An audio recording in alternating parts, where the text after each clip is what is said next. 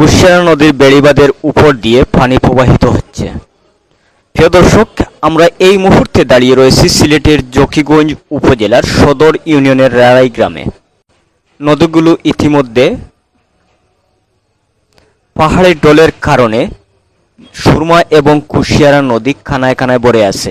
বর্তমানে জকিগঞ্জ উপজেলার সদর ইউনিয়নের রাড়াই গ্রামের বেড়িবাঁধের উপর দিয়ে পানি ঢুকতে শুরু করেছে। দর্শক, এই মুহূর্তে যেভাবে পানি প্রবাহিত হচ্ছে তার ফলে এই মাটিগুলো ধসে যাওয়া এবং নদী ভাঙ্গনে দেখা দেওয়ার সম্ভাবনা রয়েছে। ইতিমধ্যে যে পানি প্রবাহিত হচ্ছে তার ফলে অনেকের ঘর বাড়ি এবং নিচু স্থলগুলো ডুবতে শুরু করেছে। আমরা যদি দেখাই, রাড়াই গ্রামের এই নদী ভাঙ্গন নতুন কিছু নয়। বিগত বন্যা যেটি ভয়াবহ বন্যায় রূপ নিয়েছিল, সেই বন্যার এই নদী ভাঙ্গন দ্বারাই পানি প্রবাহিত হয়ে সিলেটের বিভিন্ন অঞ্চল সহ সিলেট জেলার বিভিন্ন উপজেলা পানি প্রবাহিত হয়ে বন্যায় প্লাবিত হয়েছিল। এবারও সেই জায়গাগুলো মধ্য দিয়ে বন্যার পানি প্রবাহিত হওয়ার সম্ভাবনা।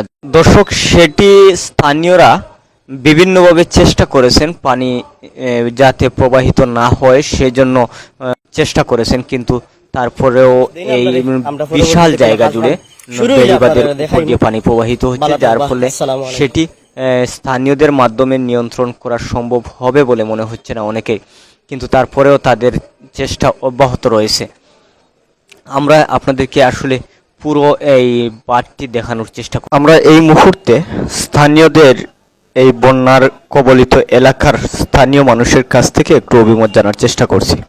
রাস্তার উপরে দিয়ে পানি মারে অলরেডি, কিন্তু আমরা এখনো ওয়াবদা অফিসের কোনো সহযোগিতা পাইছি না, বা এখন পর্যন্ত কেউ কোনো আশ্বাস দিছে না।